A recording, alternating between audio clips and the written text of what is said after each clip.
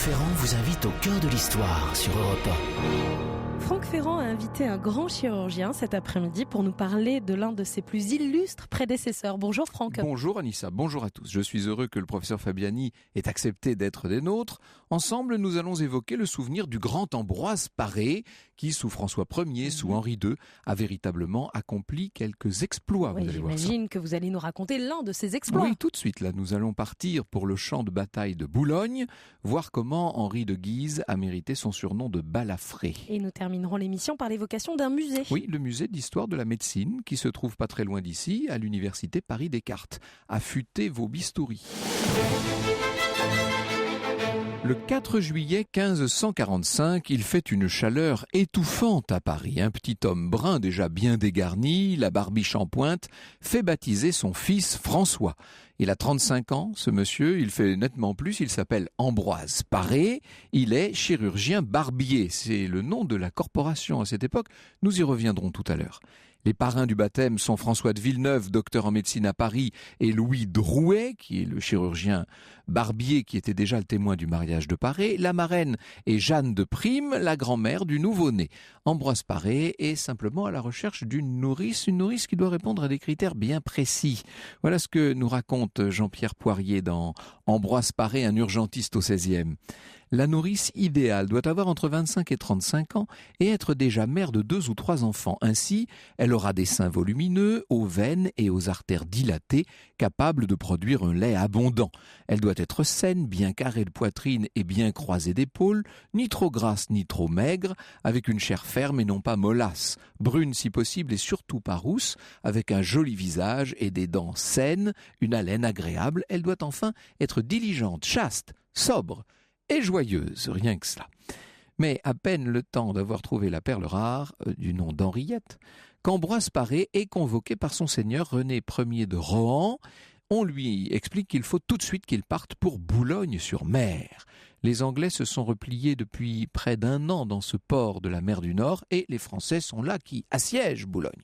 À la mi-août 1545, ils ont même tenté le coup de feu sur un poste avancé sous les remparts de Boulogne. Seulement au passage d'un marais, la situation leur a échappé. Un détachement de cavaliers anglais a surpris les Français sur leur flanc droit. Imaginez une mêlée terrible et violente, des coups de masse, de haches, d'épées.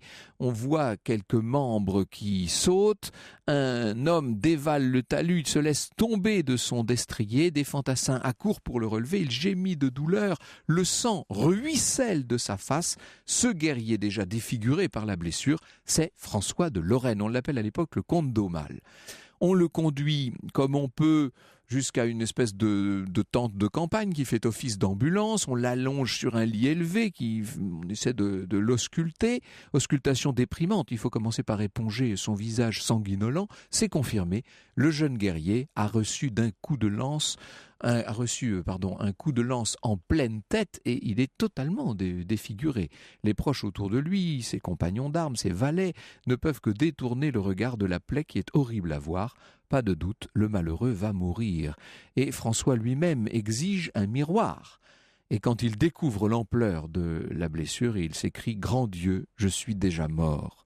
Eh bien, c'est au secours de ce cas désespéré que l'on va voir bientôt accourir un certain Ambroise Paré qui ne peut même pas procéder tranquillement au baptême de son fils.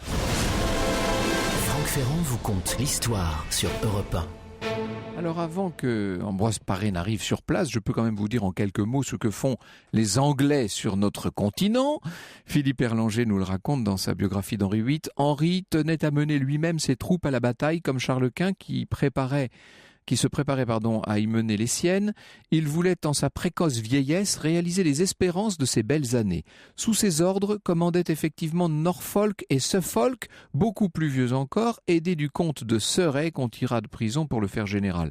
Ce ne fut pas une mince affaire que de fabriquer une armure capable de contenir le colosse royal. On peut voir encore ce monument où 2 hommes normaux auraient tenu à l'aise. Vous imaginez la taille de la cuirasse. Le corps expéditionnaire britannique, parti de Calais, s'est divisé en 2 corps d'armée. L'un a mis le siège devant Montreuil, l'autre s'est donc emparé de Boulogne. Alors, on a évacué Montreuil. Le roi Henri VIII d'ailleurs est reparti en Angleterre, mais il a ordonné que l'on continue de défendre Boulogne coûte que coûte. Ça devait être à ses yeux le second Calais. D'où ces assauts français, un an durant sur la ville portuaire. 200 vaisseaux de l'amiral d'Annebault ont bien tenté des débarquements à Douvres et dans l'île de Wight, mais ils ont fini par se replier. Et à Boulogne, des combats de plus en plus rapprochés font d'innombrables blessés. Et parmi eux, donc, ce fier combattant de 25 ans, ce vaillant François de Guise, qui joue les nouveaux Bayards et se bat toujours à visage découvert. Je devais dire, se battait toujours parce qu'il n'est plus du tout en position. Voilà, je vous ai raconté la situation pour laisser à Monsieur Paré le soin et le temps d'arriver. Dans quelques instants, nous allons le retrouver à pied d'œuvre. Franck Ferrand vous conte l'histoire sur Europe 1. Et cet après-midi, Franck, vous nous racontez l'affreuse blessure de François de Lorraine. Vous venez de nous la raconter, il est défiguré. C'est le futur duc de Guise, au siège de Boulogne-sur-Mer en 1545. Il est blessé et Ambroise Paré vient d'arriver. Est-ce que c'est la première fois que le chirurgien est appelé sur un champ de bataille ? Oh non, pas du tout. Ambroise Paré, comme tous les jeunes praticiens de son temps, observe l'adage d'Hippocrate, la guerre est la seule véritable école du chirurgien. Oui, lui est né en 1510, certains disent en 1509, pas loin de Laval. Il a d'abord été donc apprenti barbier à l'Hôtel-Dieu à Paris. Barbier et chirurgien, donc c'est le même métier. Il a assisté à des cours de dissection, il s'est beaucoup intéressé à l'anatomie et assez vite on va le retrouver sur les champs de bataille. D'abord dans le Piémont pendant 2 ans où il expérimente un nouvel emplâtre censé éviter les gangrènes et la putréfaction, c'est fondamental. Ensuite il est nommé maître barbier chirurgien et attaché en 1542 au service donc du vicomte de Rohan, nous l'avons vu, le voici à présent.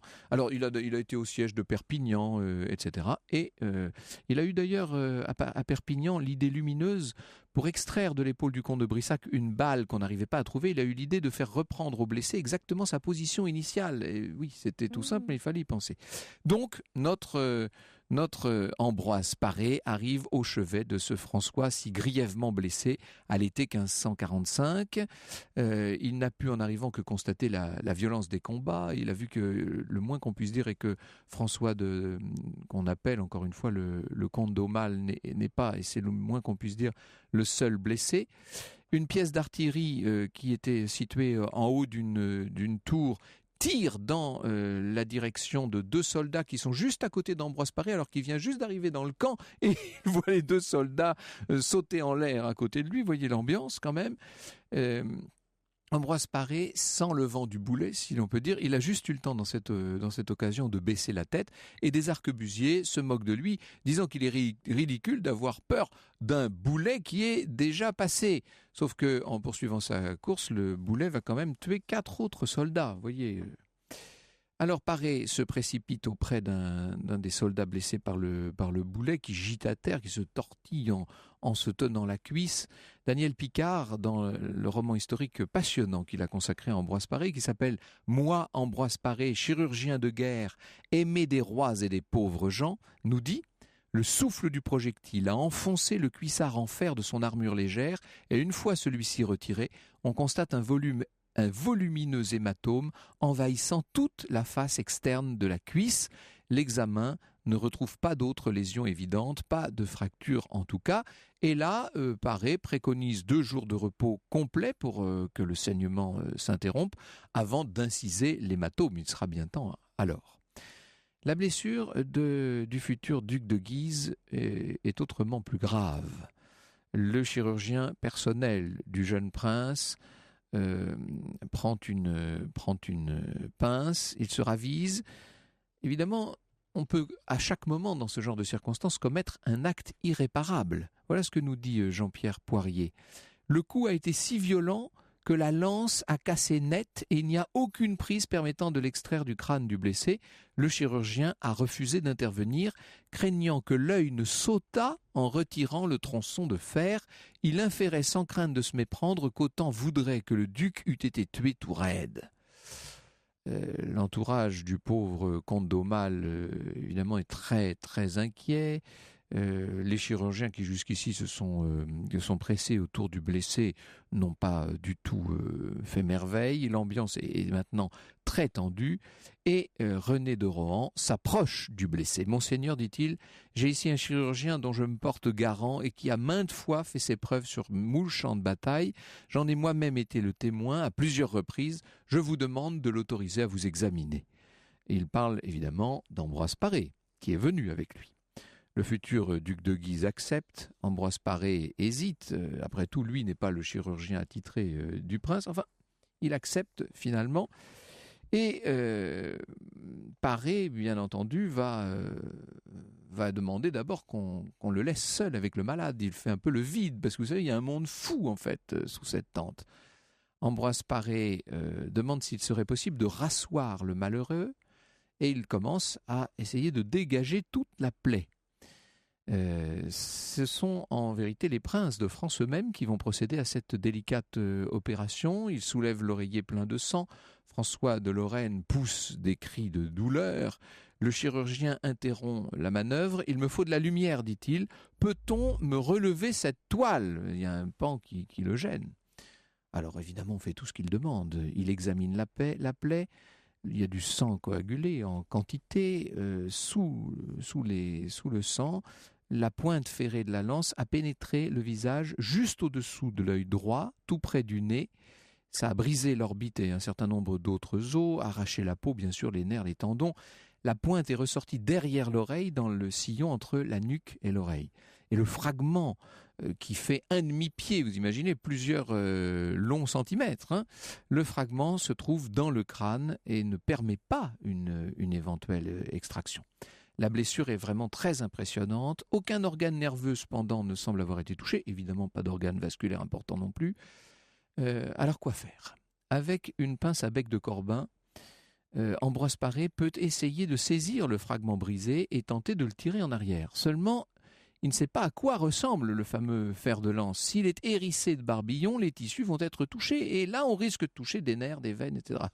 Je ne voudrais pas vous voir vous trouver mal avant la fin. Ouais, j'imagine la scène. Écoutez, on revit la scène avec vous. On voit, Anissa, que vous vivez chaque...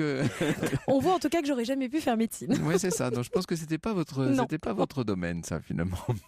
Si vous voulez, vous pouvez aller faire un petit tour dans le couloir entre-temps. Non, je vais rester, c'est passionnant. Alors, on ne sait pas à quoi ressemble, il n'y a pas de radio à l'époque, bien sûr. Donc, Ambroise Paré va avoir une idée.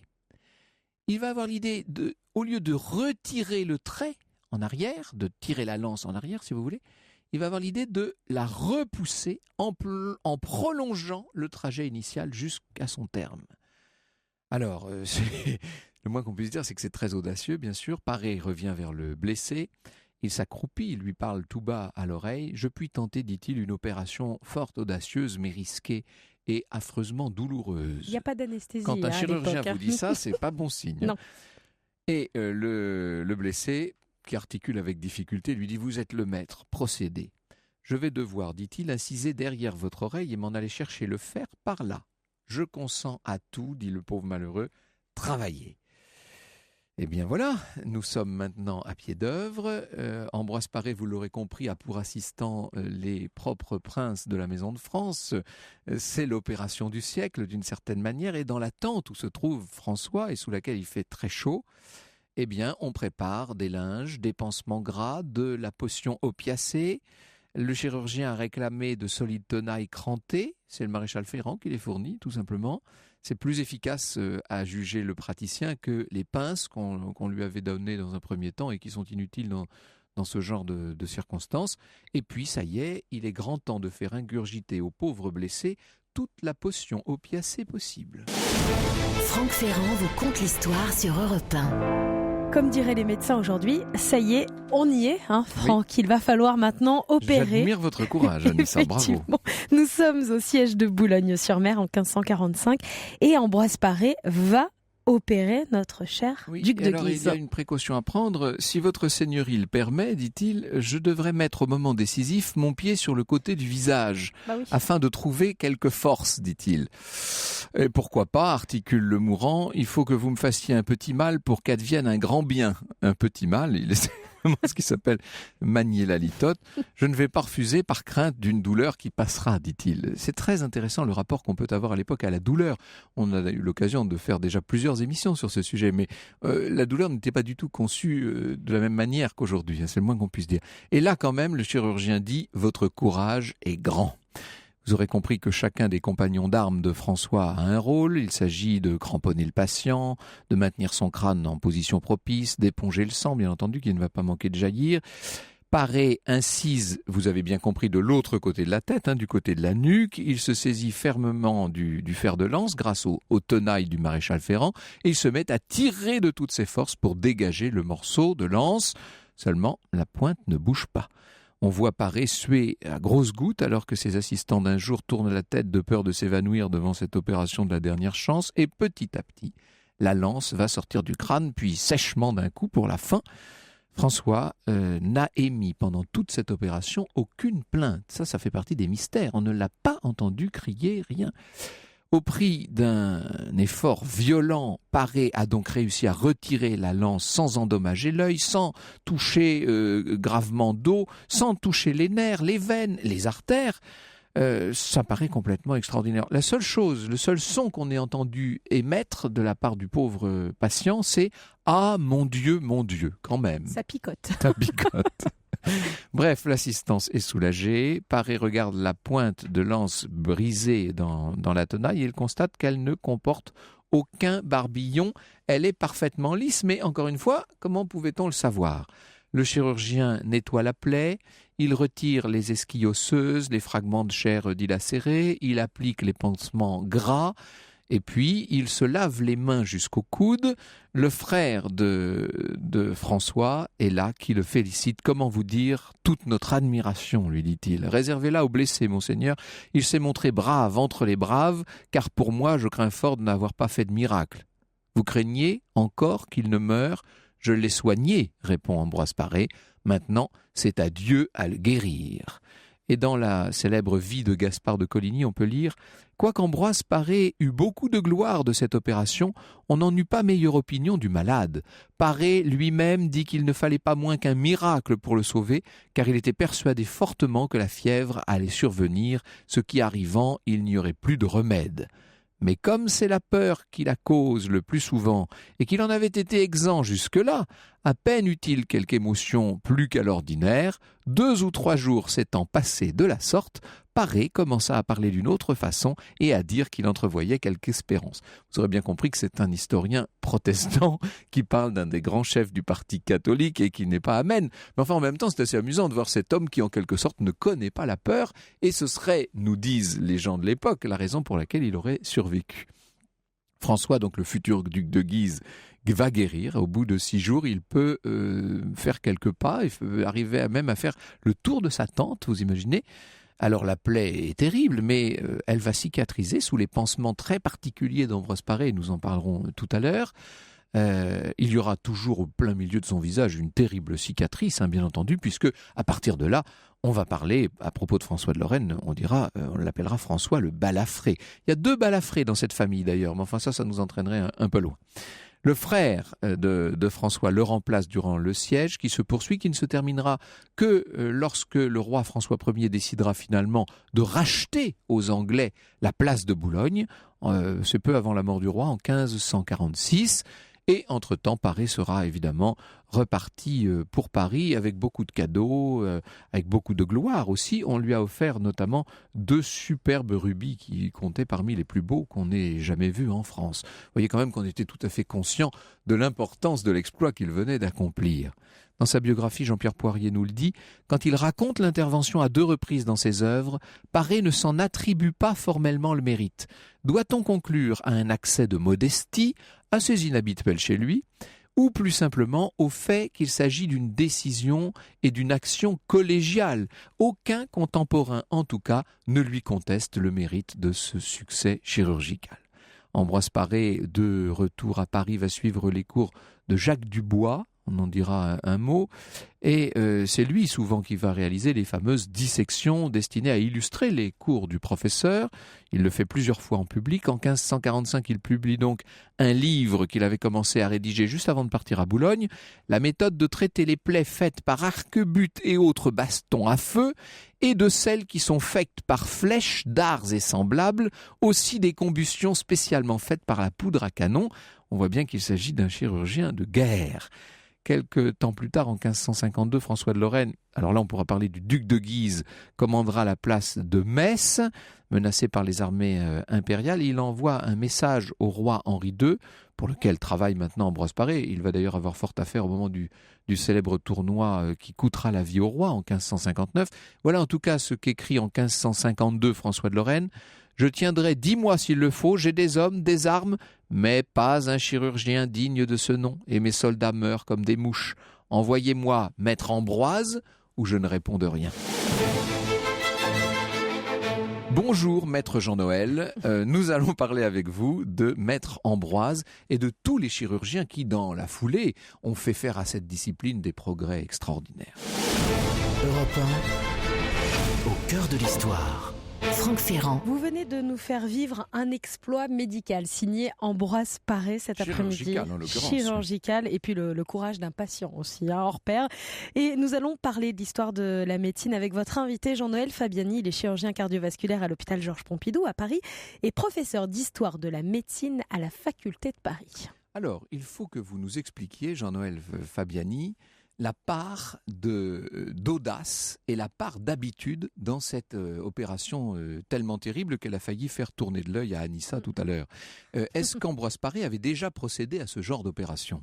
Je ne suis pas sûr qu'Ambroise Paré avait déjà procédé à ce genre d'opération aussi spectaculaire, puisque tout de même la lance entre au-dessus de l'œil, sort derrière l'oreille, à la base du crâne. C'est vraiment une région on ne peut plus dangereuse. Mais en tout cas, Ambroise Paré a déjà l'expérience des flèches et autres lances pénétrant différentes parties du corps. Il sait que ressortir par le même trajet la lance, on risque d'avoir l'effet harpon, c'est-à-dire de déchirer les chairs, et il sait que c'est dans l'axe même de la plaie qu'on va pouvoir avoir le moins de dégâts possible en sortant le fer de la flèche ou le fer de la lance. Il y a quand même, me disiez-vous à l'instant, une part de chance incontestable dans la réussite d'un tel exploit. Incontestablement, que cette lance n'ait pas détruit le chiasma optique, n'ait pas détruit les nerfs de la base du crâne, n'ait pas pénétré au niveau de l'œil, c'est une chance formidable. Oui. Une chance, une audace, il faut avoir la foi quand on est dans une position comme celle d'Ambroise Paré. Un peu plus tard, je le disais, en 1559, il va devoir opérer carrément le roi de France, Henri II, qui a été victime du même genre d'accident, mais alors cette fois pire encore si l'on peut dire, puisque ce n'est pas une lance métallique qui lui a traversé le crâne, mais cette fois c'est une lance de bois qui était cassée du reste et dont les esquilles se sont fichées à l'intérieur de la boîte crânienne. Et là cette fois Ambroise Paré ne pourra rien faire en fait. Exactement, c'est l'accident avec Montgomery, pendant ce tournoi où la lance des tournelles. Voilà, la lance pénètre dans l'œil et va jusqu'à l'hypophyse, grosso modo. Donc elle ne pénètre pas dans le crâne à proprement parler, mais l'enlever présente un risque absolument considérable. On appelle Ambroise Paré, on appelle aussi le chirurgien de l'empereur, c'est-à-dire Vézal. Ah oui. En consultation, on n'est pas sûr s'il est arrivé à temps, enfin peu importe. Enfin, on voit bien que là, cette fois-ci, le pronostic est terrible et malheureusement, comme chacun sait, le roi Henri II en mourra. Ambroise Paré est considéré un peu comme le père de la chirurgie moderne. Vous trouvez que c'est légitime comme référence et comme révérence ? Ambroise Paré, c'est la vedette, c'est l'archétype des chirurgiens. Il a tout pour être la vedette et l'archétype, parce qu'il sort de rien, il ne parle pas latin, il s'oppose aux médecins, il invente des tas de choses, il écrit, et il écrit en français. Enfin, c'est vrai. Il écrit très bien d'ailleurs. Il écrit bien. Et d'autre part, on ne sait pas s'il est protestant ou catholique, il est sans arrêt contre tout le monde. Quand on dit quelque chose, il n'est pas d'accord. Il n'y a que Dieu qu'il ne discute pas, mais c'est un personnage absolument merveilleux et tous les chirurgiens de France se reconnaissent bien entendu dans un tel homme. Et vous savez, j'ai eu à mettre en scène ce personnage, j'en ai lu d'ailleurs des petits extraits tout à l'heure dans le récit, j'ai eu à le mettre en scène dans un roman qui s'appelle Les Fils de France, il y a des années de ça. Et vous savez très vite, lorsque vous travaillez dans un roman historique, si un personnage est facile ou non à saisir. Et ce qu'il y a d'extraordinaire, c'est que dans la galerie de quelques 110 personnages des 3 gros volumes de ces romans, de loin, Ambroise Paré est celui que j'ai, me semble-t-il, saisi et senti le plus facilement. Il s'impose de lui-même, comme s'il était là avec nous et encore vivant. C'est assez extraordinaire, cette personnalité hors du commun. Une personnalité à la fois sur le plan médical, chirurgical. Il a fait faire des progrès considérables. On parlera tout à l'heure peut-être de ses grands apports. Bien sûr. Mais sur le plan de sa vie personnelle, on ne sait pas s'il est protestant ou catholique. Il a 70 ans, il se remarie, il a 5 enfants. Enfin, nous sommes au XVIe siècle. Tous les portraits qu'on a de lui ressemblent au même. On a l'impression de le voir et de le sentir. Hein. C'est un personnage d'une vitalité hors du commun. Et d'un bon sens hors du commun. C'est ça, oui. C'est un autodidacte, peut-être qu'il faut partir de ça, tout simplement. Il faut expliquer ce qu'étaient à l'époque les barbiers chirurgiens, c'est-à-dire que ce n'étaient précisément pas des médecins. Absolument pas. Au contraire, le barbier, c'était quelqu'un qui était formé sur le tas, en quelque sorte, par un maître barbier. Comme son nom l'indique, il était d'abord là pour faire la barbe. Il faisait la barbe. Et puis, évidemment, comme il avait des rasoirs, on l'utilisait pour les incisions, les petites... Bien entendu. Voilà. Parce qu'au XVIe siècle, qu'est-ce qui coupe ? Il y a les rasoirs. Et puis, c'est tout. Les épées ne coupent pas, comme vous savez. Elles tranchent par la force. Mais elles ne coupent pas. Il n'y a que le rasoir qui coupe. Alors, il y a des échoppes de barbier, celles qui sont au plateau d'argent. C'est le vrai barbier, celui qui a une échoppe en ville. Et celui-là, il fait la barbe, il incise les abcès, avec le même rasoir d'ailleurs, et puis éventuellement, il fait les saignées. Voilà. Parce que le grand traitement, c'est la saignée. Mais il fait la saignée sous l'ordre d'un médecin. C'est le médecin qui prescrit la saignée. Le barbier, lui, il ne fait qu'inciser. Alors, Ambroise Paré va très vite se prendre de passion pour les opérations. C'est pas la barbe qui l'intéresse, lui, bien entendu, c'est le moins qu'on puisse dire. Et on le voit sur les champs de bataille dès son plus jeune âge. Il a donc compris que c'est là que se passaient les choses, en fait. Hein. Bien, il avait le choix entre la pratique civile et la pratique militaire. Et lui, il choisit la pratique militaire pour se rendre utile. Alors, vous savez, à l'époque, comme vous l'avez signalé tout à l'heure, parmi les grands seigneurs, c'était bien d'avoir dans sa troupe un chirurgien barbier parce que ça donnait confiance aux soldats. Et donc, il accompagnait la troupe et il rendait tous les services nécessaires pendant toute la campagne. Il faut dire que l'on mourait rarement du premier coup dans une bataille. Ça, c'est un des aspects de l'histoire militaire qu'on n'évoque pas suffisamment parce que c'est un peu gênant, mais c'est la vérité. Il est très rare qu'un soldat meure comme ça d'un coup. Généralement, il est blessé et il meurt des suites de ses blessures. Et au XVIe siècle, on mourait sur place des suites de ses blessures. Donc, savoir qu'on avait dans l'entourage du chef, savoir qu'il y avait un chirurgien qui éventuellement serait capable soit de réduire la fracture, soit de panser la plaie, etc. C'était effectivement important. Surtout qu'arrive un nouveau mal qu'on ne connaît pas encore, ce sont les bâtons à feu, les arquebuses. Et là, bien sûr, on pensait que par l'arquebuse, à l'intérieur du corps, la pierre entraînait un venin et que le patient allait être empoisonné. Et la plupart des chirurgiens militaires voulaient traiter le problème en donnant des applications d'huile bouillante. C'est-à-dire que jusqu'alors, que ce soit des armes de poing ou de jet, c'était des armes blanches qui tuaient. Exactement. Là, maintenant, ce sont des armes à poudre. Exactement. Donc, ça fait des dégâts considérables. Et on pensait donc que cette arme, avec la poudre, entraînait un venin qui allait empoisonner tout le corps. Et donc, il fallait détruire ce venin et on mettait de l'huile bouillante dans la plaie, ce qui entraînait des désordres considérables. Alors, c'est là que Ambroise Paré va faire des découvertes extraordinaires et va révolutionner ce qui est en train de devenir une discipline, pour ne pas dire une science. Nous y venons dans un instant avec vous, Jean-Noël Fabiani. Europe 1 au cœur de l'histoire. Franck Ferrand. Et cet après-midi, Franck, vous nous emmenez sur les traces du père de la chirurgie moderne. Nous parlons bien sûr d'Ambroise Paré avec votre invité Jean-Noël Fabiani. Il est chirurgien cardiovasculaire à l'hôpital Georges Pompidou à Paris et professeur d'histoire de la médecine à la faculté de Paris. Et c'est une émission qui fait beaucoup réagir les auditeurs d'Europe 1. Ceux qui en tout cas ne se sont pas évanouis en route. Et Emma notamment nous demande comment se passaient les questions d'hygiène, de stérilisation à l'époque. Il n'y avait pas de stérilisation, c'est ce qu'il faut expliquer, professeur. Il n'y avait pas de stérilisation, en effet. Autrement dit, lorsque l'on faisait une amputation, naturellement, on pratiquait la cautérisation. Alors, qu'est-ce que c'est que la cautérisation ? C'est terrible à dire, mais une fois l'amputation effectuée, on prenait des tisonniers chauffés au rouge et on les appliquait directement sur la plaie pour brûler la plaie. Brûler la plaie. Et en même temps, on faisait ce qu'on appelle l'hémostase, c'est-à-dire qu'on empêchait les vaisseaux de saigner. Et si jamais on ne faisait pas ça, ça continuait de saigner et le malade mourait. Donc, c'était finalement l'application de ces fers rouges qui permettait à la fois de traiter, entre guillemets, ce qu'on appelait les miasmes. On ne savait pas ce que c'était qu'une bactérie, évidemment. Ce qui veut dire qu'assez souvent, le remède était pire que le mal. Parce que c'est là qu'on tuait le patient, quand même. Hein. Ou ne soyons pas aussi durs que ça. Vous savez, le bistouri électrique du chirurgien moderne n'est pas autre chose qu'une forme de cautérisation, modeste certes, et faite sous anesthésie générale cette fois-ci. Mais c'est quand même le même principe, si vous voulez. Alors, Ambroise Paré va révolutionner tout cela, ne serait-ce qu'au fameux siège de Danvilliers, où pour la première fois, il ne va pas appliquer ce qu'il dit avec son français extraordinaire, il ne va pas appliquer les fers ardents. C'est-à-dire qu'au lieu de mettre le tisonnier, il va avoir l'idée de ligaturer les artères pour qu'elles ne saignent pas. Alors comment a-t-il fait ? Et ça, il le raconte très très bien, parce que lire Ambroise Paré, c'est un bonheur. Eh bien, il n'avait pas de ficelle sous la main, donc il met ce qu'on appelle une pince de Corbin pour tenir l'artère fémorale, et il va passer autour une ligature. On dit que cette ligature, c'était en fait les crins de la queue du cheval de l'ambulance qui ont servi, c'est pour ça qu'on dit encore des crins chirurgicaux, pour faire la ligature, et ça va être quand même une révolution dans la conception de ce qu'est une amputation. Oui, alors l'amputation néanmoins, c'est une opération terrible et majeure. Ambroise Paré en a fait beaucoup de ces amputations. Il a sauvé comme ça beaucoup de vies aussi, il faut le dire. Il a sauvé beaucoup de vies à l'évidence, en faisant des éclopés certes, mais c'était la seule façon. Il y a un petit côté géotrouve-tout quand même. Il faut inventer, au gré des circonstances, il faut inventer une discipline qui n'est pas encore fixée.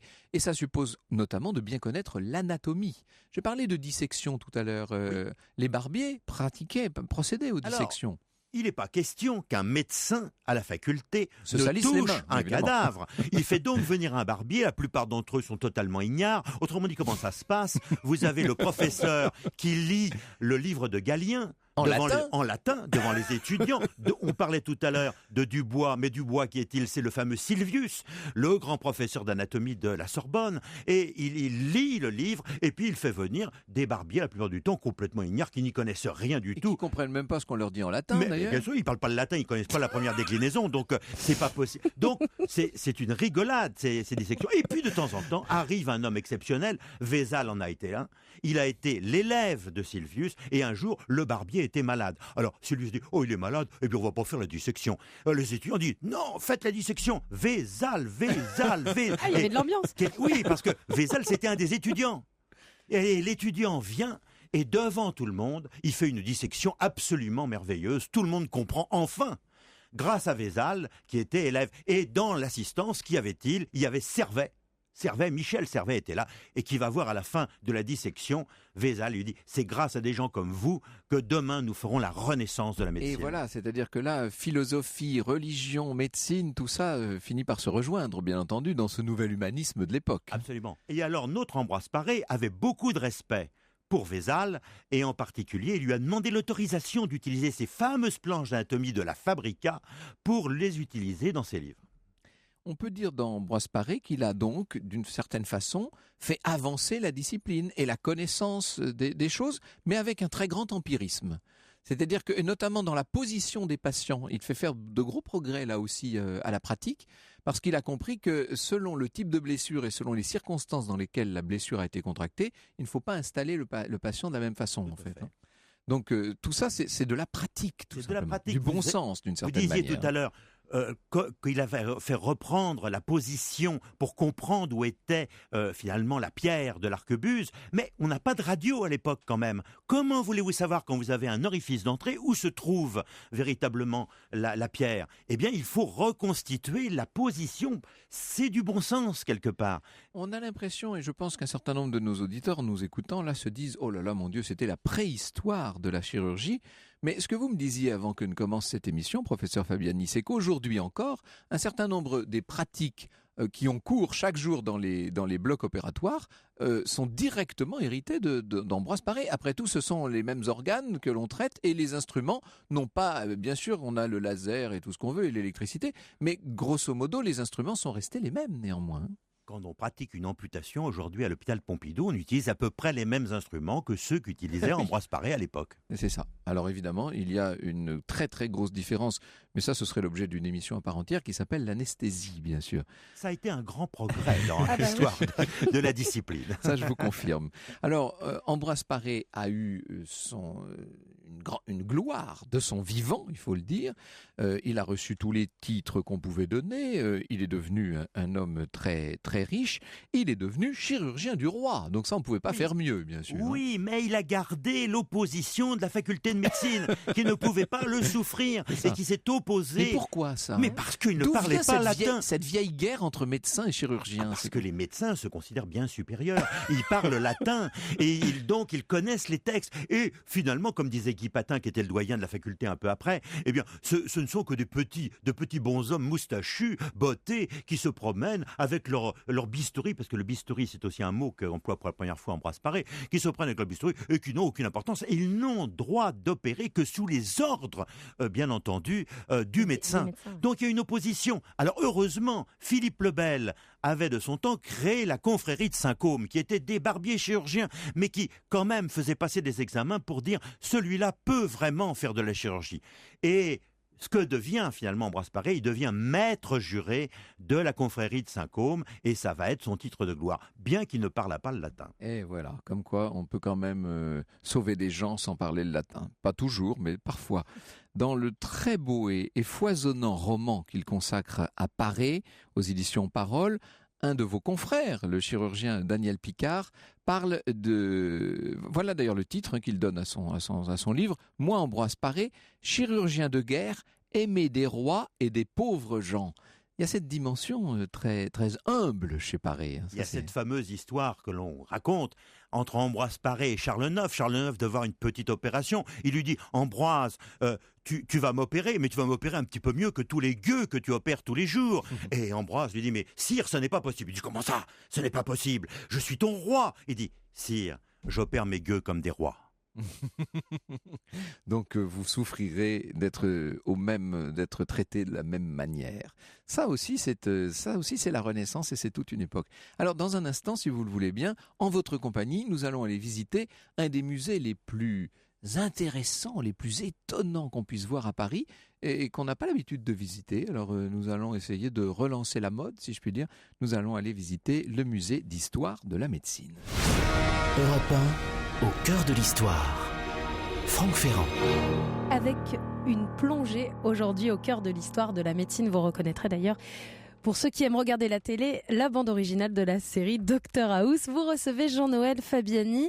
Il est chirurgien cardiovasculaire à l'hôpital Georges Pompidou à Paris, professeur d'histoire de la médecine à la faculté de Paris et auteur de C'est l'hôpital qui se moque de la charité, la fabuleuse histoire de l'hôpital du Moyen-Âge à nos jours, paru aux arènes. Et justement, dans cet ouvrage, C'est l'hôpital qui se moque de la charité, vous nous expliquez, Jean-Noël Fabiani, que ce n'est pas Ambroise Paré qui a inventé la ligature, puisque ça se pratiquait depuis longtemps et même dans l'Antiquité, dites-vous, et que, pire que cela, après lui, on est revenu pendant très longtemps aux cautérisations musclées, et c'est-à-dire que finalement, on n'a même pas suivi son enseignement. Alors, demandez-vous, pourquoi Ambroise Paré ?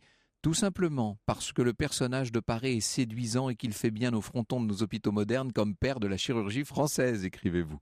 L'allure, ça compte aussi en histoire. Parti de rien, simple barbier, il devint chirurgien de 4 rois de France, dama le pion à la faculté dans ses ouvrages écrits directement en français, lui qui ignorait le latin, peut-être un peu protestant sur les bords, ergotant tous les livres écrits par ses aînés, pinailleur avec ses pairs et ne respectant que la Bible, le personnage plaît naturellement par son côté râleur, frondeur avec son franc-parler, tellement François jusque dans son arrogance et son esprit qui préfigure Voltaire, Rousseau et les grands révolutionnaires. En effet, il y a de la révolution bourgeoise dans ce Paré-là. C'est ce qui expliquerait sa réputation d'une certaine manière. J'en suis convaincu, en tout cas dans nos cœurs. Alors, quand on se promène, d'abord il faut expliquer que ce musée d'histoire de la médecine est ouvert au public, qu'on peut le visiter tous les jours, l'après-midi en fait, tous les après-midi de 14h à 17h30, sauf les dimanches et jours fériés, il faut quand même le préciser. Qu'est-ce qu'on voit ? Est-ce qu'il y a des souvenirs d'Ambroise Paré à l'hôpital ? Il y a des choses formidables sur Ambroise Paré. Il y a d'abord sa boîte d'amputation avec les instruments de son époque. Il y a aussi le génie d'Ambroise Paré avec des mains artificielles qu'il a composées. On les voit, elles sont articulées, on les voit très très bien dans les vitrines. Enfin bon, il y a des souvenirs bien sûr d'autres médecins, mais Ambroise Paré est en très bonne place dans ce musée d'histoire de la médecine. Ce sont des musées qui sont étonnants, ces musées de médecine, parce que d'un côté c'est fascinant, notamment les grandes planches, parce que il y a toutes ces gravures et tous ces grands dessins, etc., et ces écorchés, enfin tout ça donne une idée de l'extrême précision d'un enseignement qui quand même, depuis de nombreux siècles, a eu tendance à se raffiner sans cesse.